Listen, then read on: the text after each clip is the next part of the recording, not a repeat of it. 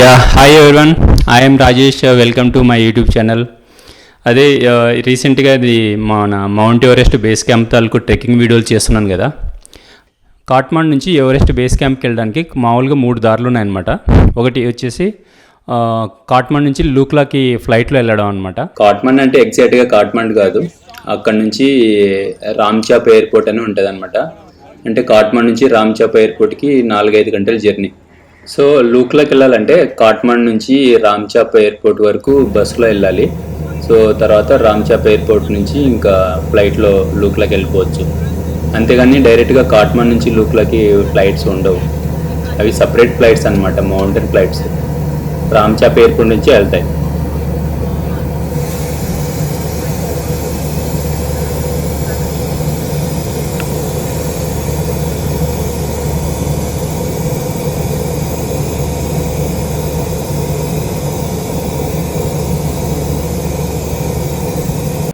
లూక్లా నుంచి కాట్మాండ్ నుంచి లూక్లా వరకు ఫ్లైట్లో వెళ్ళి లూక్లా దగ్గర నుంచి ఇంకా కంప్లీట్గా అయితే హెలికాప్టర్లో వెళ్ళాలి, లేదంటే నడుచుకుంటూ వెళ్ళాలి. ఇంకా మధ్యలో వేరే దారే లేదనమాట.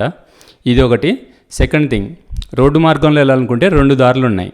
ఒకటి సలరీ దారి, ఇంకోటి వచ్చేసి జిరి రూట్ అనమాట. ఈ సలరీ దారిలో వెళ్ళినా జిరికి వెళ్ళినా ఫైనల్గా లూక్లా మీదుగానే మనం ఎవరెస్ట్ బేస్ క్యాంప్కి వెళ్ళాలన్నమాట. అంటే లూక్లా వరకు వెళ్ళనక్కర్లేదు, ఆ లూక్ రీజన్లోంచి నడుచుకుంటా నామ్చే బజార్ వెళ్ళిపోయి నామ్చే బజార్ నుంచి ఎవరెస్ట్ బేస్ క్యాంప్కి వెళ్ళాలి. ఇది మామూలుగా ట్రెడిషనల్ ట్రెక్కింగ్. జిరి రూట్లో వెళ్ళినా సలరీ రూట్లో వెళ్ళినా లేదంటే లూక్లో ఫ్లైట్లో వెళ్ళినా కూడా ఆ లూక్లా రీజన్ నుంచే మనము ఎవరెస్ట్ బేస్ క్యాంప్కి వెళ్ళడం అనేది ఇంకా కంపల్సరీ అనమాట. సో ఒకవేళ ఫ్లైట్ వద్దనుకుంటే ఇంకా మిగతా 2 ఆప్షన్లు ఉన్నాయి కదా. ఒకటి సలరీ రూటు, ఇంకోటి జిరి రూటు. మామూలుగా ఈ సలరీ రూట్గా మీదకి వెళ్తే లూక్లా ఎయిర్పోర్ట్ రీజన్ చేరుకోవడానికి మినిమం 2 to 3 days పడుతుంది అనమాట. కాకుంటే ఈ జిరి రూట్ మీదుగా ఎవరెస్ట్ బేస్ క్యాంప్ వెళ్ళాలనుకుంటే ఈ లూక్లోకి వెళ్ళేసరికి 5 రోజులు టైం పడుతుంది. సో అయినా కూడా నేను సలరీ రూట్లో వెళ్ళకుండా జిరి రూట్లోనే పిక్ చేసుకొని జిరి రూట్లోనే నేను ఎవరెస్ట్ బేస్ క్యాంప్కి వెళ్ళాను. అంటే అక్కడేమో 3 రోజులు టైం, సలరీ రూట్లో ఏమో 3 రోజులలో లూక్లా చేరుకోవచ్చు. కాకుంటే జిరి రూట్లో 5 రోజులు పడుతుందన్నమాట. అయినా కూడా నేను ఎందుకు జిరి రూట్లోనే నేను ఎవరెస్ట్ బేస్ క్యాంప్కి వెళ్ళాలనేది, సరే Edmund Hillary and Tenzing Norgay వీళ్ళిద్దరే కదా ఫస్ట్ ఎవరెస్ట్ పైనకి వెళ్ళింది. సో వీళ్ళు ఫస్ట్ ఎవరెస్ట్ పైకి వెళ్ళేటప్పుడు వీళ్ళు జిరి రూట్లోనే ఎవరెస్ట్ బేస్ క్యాంప్కి రీచ్ అయ్యారనమాట. సలరీ రూట్లో వెళ్ళలేదు, ఓన్లీ జిరి రూట్లోనే వీళ్ళు ఎవరెస్ట్ బేస్ క్యాంప్కి రీచ్ అయ్యి అక్కడ నుంచి మౌంట్ ఎవరెస్ట్ ఎక్కారు. సో ఆ టైంలో ఫ్లైట్లు కానీ లూక్లా కానీ అసలు ఎయిర్పోర్టే లేదు స్టార్టింగ్ టైంలో. సో వాళ్ళు సక్సెస్ఫుల్ అయ్యారు. సో వాళ్ళు సక్సెస్ఫుల్ అయ్యారని చెప్పేసి నేను సేమ్ జిరి రూట్ పిక్ చేసుకోలేదు. There is a scientific reason ఉందన్నమాట. జిరి నుంచి లూక్లోకి వెళ్ళే దారి మధ్యలో ఆల్మోస్ట్ ఒక 3 పెద్ద కొండలు వస్తాయన్నమాట. అవి ఆల్మోస్ట్ 3500 meters హయ్యర్ ఆల్టిట్యూడ్ ఉండే కొండలు అనమాట అవి. సో ఈ కొండలు ఎక్కి దిగేసి మళ్ళీ ఎక్కేసి వెళ్తేనే మనము లూక్లా రీజన్ చేరుకుంటాం. సో బట్ ఈ సలరీ రూట్లో వెళ్తే సలరీ నుంచి డైరెక్ట్గా మనకు 2-3 daysలో లూక్లా రీజన్ వెళ్ళిపోతాము. అక్కడ ఇలాంటి కొండలు ఒక్కటి కూడా తగలదన్నమాట. మహా అయితే ఒకటి తగలొచ్చు, అది కూడా లెస్ దాన్ 2500 meters ఆల్టిట్యూడ్ ఉండేది. బట్ ఇంత పెద్ద కొండలు అంటే జిరి మార్గంలో వెళ్ళిపోయేటప్పుడు వచ్చే కొండలు సలరీ మార్గంలో ఒకటి కూడా తగలదన్నమాట. సో దానివల్ల ఏమవుతుందంటే ముందు మనం ఏదైనా కొత్త ప్రాంతంకి వెళ్తే మనకు బాడీ అక్లమటైజ్ అవ్వడానికి టైం తీసుకుంటుంది. ముఖ్యంగా హయ్యర్ కొండ ప్రాంతాల్లోంచి కానీ కొండలు ఎక్కువ పెద్ద హైట్ ఉండేటి ఎక్కేటప్పుడు బాడీ కొంచెం అడ్జస్ట్ అవ్వడానికి టైం కావాలి దానికి. సో అప్పుడు అడ్జస్ట్ అయితే ఫ్రీగా మనల్ని ఎక్కడానికి పర్మిట్ చేస్తుంది. సో అలాగా మనకు ఇనిషియల్గా స్టార్టింగ్ 5 daysలోనే మనము ఈ 3500 meters హయ్యర్ ఆల్టిట్యూడ్ ఉన్న కొండలు జిరి మార్గంలో వెళ్ళేటప్పుడు ఎక్కడం వల్ల బాడీ ఆల్రెడీ అక్లమటైజ్ అయిపోద్ది అనమాట. ఈ 3 కొండలు ఎక్కేసి దిగేసి మళ్ళీ ఎక్కేసి మనం లూక్లోకి రీచ్ అవుతాం. సో దీనివల్ల అవుతుంది అంటే బాడీ ముందుగానే స్టార్టింగ్ 5 daysలోనే మొత్తం అడ్జస్ట్ అయిపోతుంది. సో ఇంకా తర్వాత నుంచి ఇంకా లూక్లా నుంచి వచ్చే కొండలు మనం ఈజీగా అలవోకగా ఎక్కిపోయచ్చు, ఎందుకంటే బాడీ ఆల్రెడీ అలవాటు అయిపోయి ఉంటుంది కాబట్టి. కాకుంటే ఈ సలరీ రూట్లో వెళ్ళేటప్పుడు మనకి ఇలాంటి కొండలు తగలవు. సో మొత్తానికి లూక్లా వైపు వెళ్ళిపోతాము. లూక్లా నుంచేసి ఇంకా తర్వాత ఇంకా ఎగుడు దిగుడు ఉండదు. ఇంకా లూక్లా తర్వాత ఇంకా కిందికి వెళ్ళడం ఉండదు అనమాట. ఇంకా డైరెక్ట్గా పైకి వెళ్ళడమే. ఇంకా పైకి వెళ్ళడం అంటే డైరెక్ట్ కొండల మీదకి వెళ్ళడమే అనమాట. తక్కువ కొండలు పెద్ద కొండలు అలా ఉండవు, డైరెక్ట్ హైట్ అనమాట. సో ఆ టైంలో బాడీ ఇంకా అడ్జస్ట్ అవ్వడానికి చాలా టైం పడుతుంది. అందుకే చాలామంది సలరిని మీదకి వెళ్ళిపోయిన వాళ్ళు మినిమం 2 days అక్కడ స్టే చేస్తారు బాడీ అక్లమేటైజ్ అవ్వడానికి, మెల్లింగా వెళ్తారనమాట. సో బట్ ఇక్కడ జిరి నుంచి వెళ్ళిపోయేటప్పుడు ఆల్రెడీ అక్లమేటైజ్ అయిపోతుంది, మనది ప్రోగ్రెస్ స్పీడ్గా ఉంటుంది trekking. So high successful chances Jiri రూట్లో వెళ్తే ఉంటాయి compare to Salleri route. So Salleri మీద కూడా చాలామంది వెళ్తారు, సక్సెస్ఫుల్ అయ్యాయి. బట్ ఎందుకు ఛాన్స్ ఇవ్వాలి, ముందే ఫస్ట్ టైం వెళ్తున్నాను కదా, బాడీ అడ్జస్ట్ అవ్వాలి కదా దీనికి, ట్రెక్కింగ్కి కొండలకి అన్నట్టు నేను ఈ జిరి రూట్ ఎన్నుకొని 5 days టైం తీసుకొని రీచ్ అయ్యడానికి అయినా కూడా పర్లేదు అన్నట్టుగా ఎక్కువ టైం తీసుకుని వెళ్ళాను. ఈ ఎవరెస్ట్కి వెళ్ళేటప్పుడు 3 రూల్స్ కంపల్సరీ ఫాలో అవ్వాలి. 1, తక్కువ వెయిట్తో వెళ్ళాలి. 2, స్లోగా వెళ్ళాలి. 3, ఈ ఒకవేళ బ్రీతింగ్ లేదనే డిఫికల్ట్ ఉందంటే ఇమ్మీడియట్గా కిందికైనా రావాలి, లేదంటే అక్కడే ఉండేసి రెస్ట్ అన్న తీసుకోవాలన్నమాట కంప్లీట్గా. సో ఈ 3 ఫాలో అయితేనా సక్సెస్ఫుల్ ట్రెక్కింగ్ కంప్లీట్ అవుతుంది. సో ఈ వెయిట్ తగ్గించుకోవడానికి మార్గం ఏంటంటే, ఇప్పుడు మనము నేపాల్కి రీచ్ అవుతాం, అంటే కాట్మాండ్కి రీచ్ అవుతాం.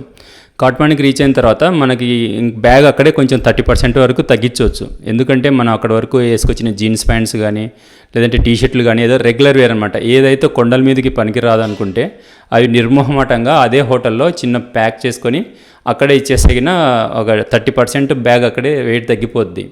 వాళ్ళు ఏమో జస్ట్ మామూలుగా మళ్ళీ ఎప్పుడు వస్తారని అడుగుతారు. సో ఏదన్నా ఆల్టర్నేట్ కాంటాక్ట్ నెంబర్ ఇచ్చేస్తే కన్నా అదే హోటల్లో మనము 30% బ్యాగ్ సైజ్ తగ్గించుకోవడానికి ఛాన్సెస్ ఉంటాయి. 2, స్లోగా వెళ్ళాలి. 3000 meters వరకు, మామూలుగా 3000 meters వరకు ఉండే కొండల్ని కిలోమీటర్ 1.5 hour 2 hours టైం తీసుకుని ఎక్కాలి. తర్వాత 3000 meters హై ఉండే కొండలన్నీ మనం 2.5 hour వరకు టైం తీసుకోవాలి 1 kilometer కంప్లీట్ చేయడానికి, అంటే అంత స్లోగా వెళ్ళాలన్నమాట. సో ఇంకా 4000 meters ఇంకా అబోవ్ ఆల్టిట్యూడ్ ఏంటంటే కొంచెం డేంజరస్గానే ట్రీట్ చేయాలి. కిలోమీటరు 2 గంటలు 3 గంటలు నడిచినా పర్లేదన్నమాట. ఒక్కొక్క కిలోమీటరు 2-3 గంటల సేపు నడిచినా పర్లేదు. ఇది ఒకటి. ఇంకా 3వ మంత్రం వచ్చేసి, మనకి ఏదన్నా ఒకవేళ బ్రీతింగ్ కానీ హెడేక్ కానీ డిఫికల్టీ స్టార్ట్ అయిందంటే ఇమ్మీడియట్గా ఇంకా వేరే థాట్ లేదు, అసలు ధైర్యం చేయకూడదు, డైరెక్ట్గా కిందికి రావాలి. ఎంత హైట్లో ఉంటే అంత కిందికి వచ్చేసేసి కంప్లీట్గా రెస్ట్ తీసుకోవాలి బాడీకి. ఎందుకంటే ఆ టైంలో ఇంకా తలనొప్పి స్టార్ట్ అయ్యింది, లేదంటే వామిటింగ్ సెన్సేషన్ ఉంది, బ్రీతింగ్ అవ్వట్లేదంటే దాని మీనింగ్ ఏంటంటే బాడీ అక్కడికి అడ్జస్ట్ అవ్వలేదన్నమాట, ఆ ప్రాంతానికి అడ్జస్ట్ అవ్వలేదని అర్థము. డెఫినెట్గా కింది ప్రాంతానికి వెళ్ళిపోవాలి. కింది ప్రాంతంలో వెళ్ళిపోయి స్టే చేయాలి. అక్కడే 2 days 1 day స్టే చేసి మళ్ళీ మెల్లింగా రావాలి. ఒకవేళ డిఫికల్టీ ఫేస్ అయితే మళ్ళీ సేమ్ రిపీటెడ్. అంతేగాని డేర్ చేసి బ్రీతింగ్ బాగలేకపోయినా లేదా తల తిరుగుతున్నా వామిటింగ్ సెన్సేషన్ ఉన్నా కొండల మీదకి వెళ్ళకూడదు. Himalayas are so dangerous. ఈ కాట్మాండ్ దిగిన తర్వాత జిరికి వెళ్ళాలనుకుంటే డైరెక్ట్ కాట్మాండ్లో ఒకటి సెంట్రల్ బస్ స్టాండ్ ఉంటుంది, అక్కడి వరకు వెళ్ళనక్కర్లేదు. జాడిబుట్టి బస్ స్టాప్ అని చెప్పేసి జిరికి వెళ్ళే దారిలోనే, అంటే సెంట్రల్ బస్ స్టాప్లో మీరు కాట్మాండ్ సెంట్రల్ బస్ స్టాప్లో బస్సు పట్టుకున్న కూడా ఈ జాడిబుట్ట బస్ స్టాప్ మీదుగానే వెళ్ళాలన్నమాట ఆ బస్సు. సో డైరెక్ట్గా మీరు జాడిబుట్ట బస్ స్టాండ్ దగ్గరికి వెళ్ళిపోయి అక్కడ టికెట్ తీసుకుంటే అయినా మరుసటి రోజు అర్లీగా 5 గంటల నుంచి ఉంటాయన్నమాట బస్సులు. అర్లీగా స్టార్ట్ అయితే తొందరగా రీచ్ అయిపోతారు సాయంత్రం కల్లా జిరికి. మన ఇండియన్ కరెన్సీలో ఒక 400 రూపాయలు ఉంటుంది అన్నమాట టికెట్. సో ముందు రోజు తీసి పెట్టుకుంటే మనకు సీట్ రిజర్వ్ చేసినట్టుగా ఉంటుంది.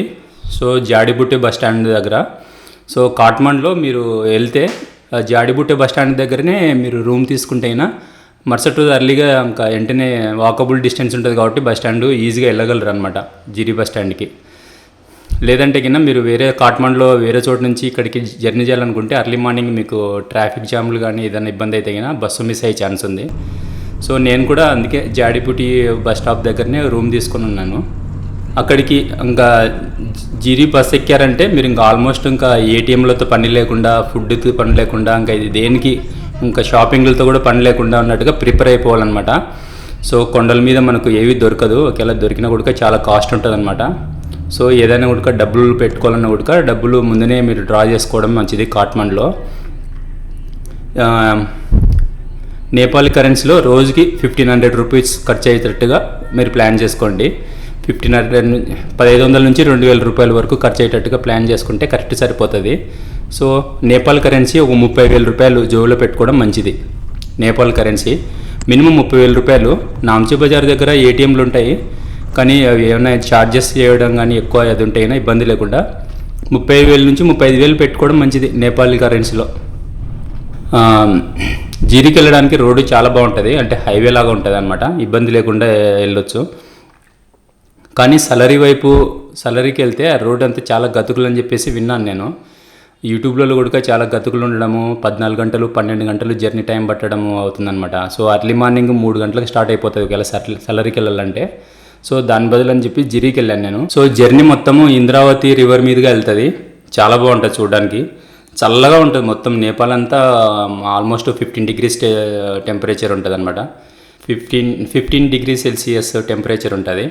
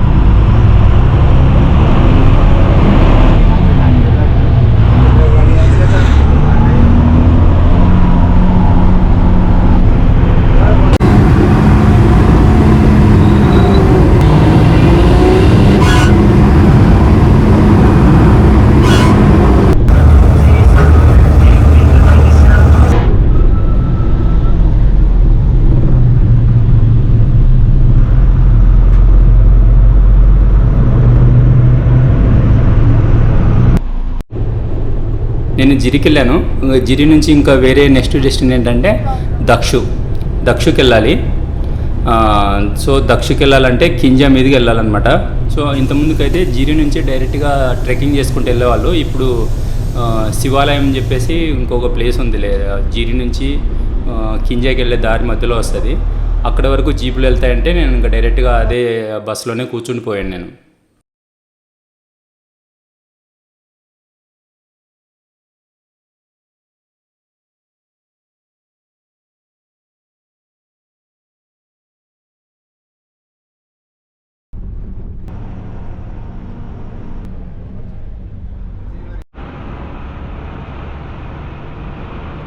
సో శివాలయం వచ్చింది, కానీ శివాలయం దగ్గర కూడా దిగలేదు. శివాలయం దగ్గర కొంచెం హోటల్స్ ఛార్జెస్ ఎక్కువ ఉంటాయని చెప్పేసి, ఇంకోటి గర్జంగ్ అని చెప్పేసి ఒక చిన్న పల్లెటూరు అనమాట. శివాలయంకి ఒక 7 కిలోమీటర్ల దూరంలో ఉంటుంది. ఆ బస్ డ్రైవర్ వాళ్ళు కూడా అక్కడే పడుకుంటున్నారంటే నేను కూడా అక్కడికి వెళ్ళిపోయాను. ఇంకా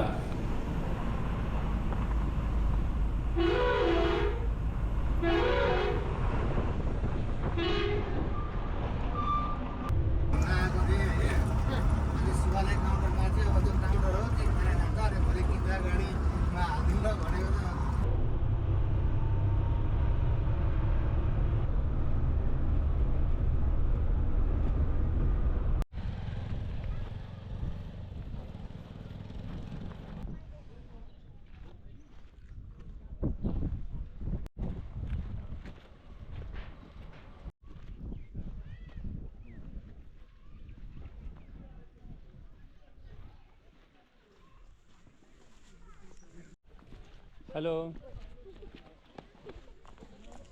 హలో హాయ్ హాయ్ హలో मेरा ना भाई फोटो खींचनी हो क्या? फोटो खींचनी हो क्या मेरा?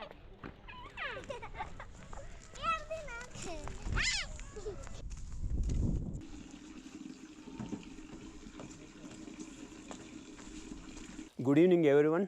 అక్కడ చిన్న హోటల్ లాగా ఉంది, టీ హౌస్. 300 రూపాయలు తీసుకున్నారు నాకు రోజుకి. ఫుడ్ డిన్నర్ ఉండింది, పొద్దున బ్రేక్ఫాస్ట్ ఉండింది. సో 300 రూపాయలు, 350 మన కరెన్సీలో, ఇండియన్ కరెన్సీలో. సో గర్జంగ్లో పడుకొని మళ్ళీ పొద్దున్నే శివాలయంకి వచ్చాను అనమాట. So actual trek didn't start yet. I'm going to Kenja tomorrow. So from the Kenja I need to go by trek only up to there only, the road has there.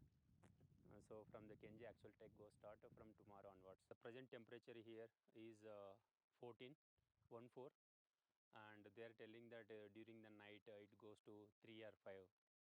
After 5 days of trek, I'll reaching close to Lukla and Namche Bazaar. I must wear proper down jackets and gloves. So the temperature goes to -10 and -12. Right now the -10 is going there. That's it. Thank you.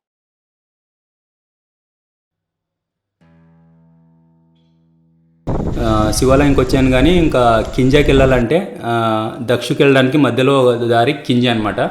శివాలయం నుంచి దక్షుకి వెళ్ళాలి. So మధ్యలో కింజ అనే ఒక place వస్తుంది. కింజ వరకు జీపులు వెళ్తాయి అనమాట. ఇంకా కింజ నుంచి ఇంకా దక్షుకి నడుచుకుంటూ వెళ్ళడమే. సో జీప్ గురించి అని వెయిట్ చేస్తున్నా. జీప్ ఎప్పుడో మధ్యాహ్నం 1 గంటకు వచ్చిందనమాట. శివాలయం చాలా బాగుంటుంది, అంటే ఒక టూరిస్ట్ కైండ్ ఆఫ్ ప్లేస్ అనమాట. హోటల్స్ అలాంటివి ఎక్కువ ఉంటాయి, హాట్ షవర్ ఇవన్నీ దొరుకుతాయి.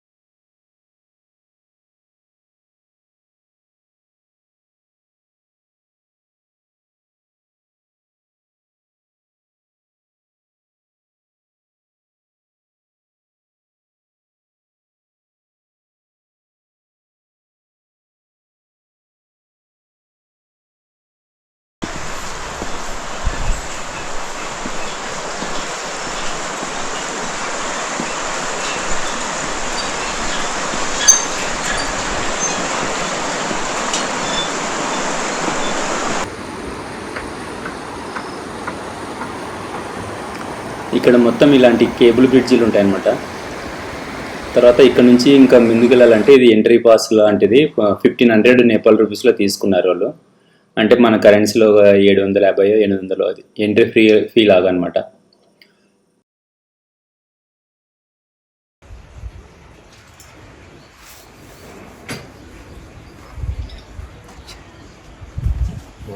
అదిగో ఇలాంటి జీప్ ఎక్కాను. ఇది కింజాకి స్టార్ట్ అయింది. ఇంకా శివాలయం వరకు రోడ్డు చాలా బాగుంది, కానీ ఇంకా శివాలయం నుంచి కింజాకి వెళ్ళడానికి మాత్రము రోడ్డు హారిబుల్. అసలు మొత్తం గతుకుల రోడ్డే.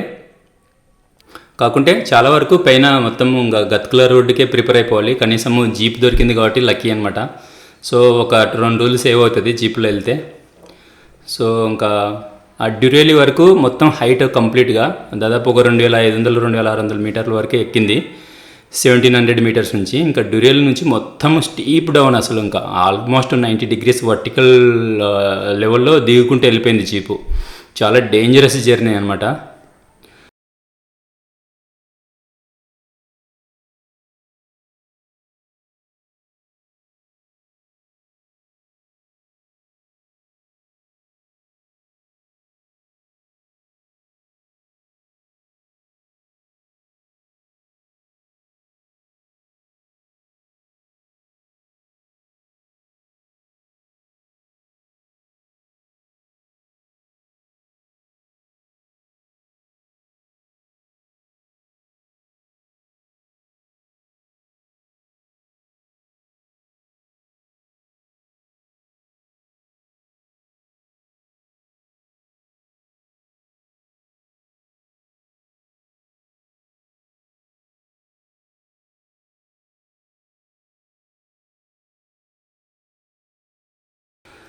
సో కింజాకి వచ్చాను. కింజాకి వచ్చేసరికి కింజా దగ్గర ఒక పవర్ ప్రాజెక్ట్ రన్ అవుతుంది.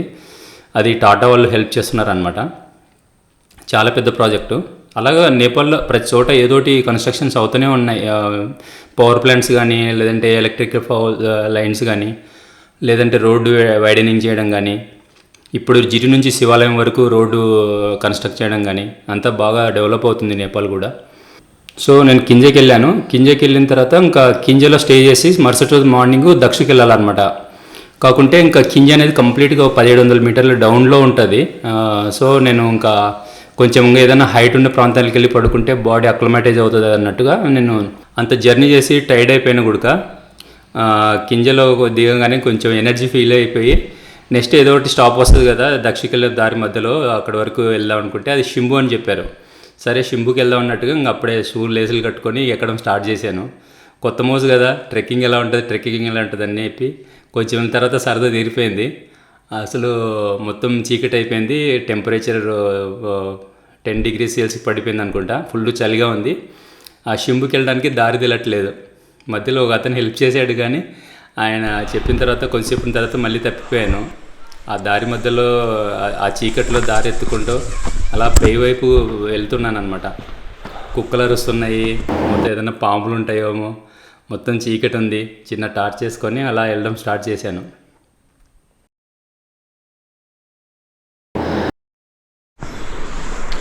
హలో హలో మాసి,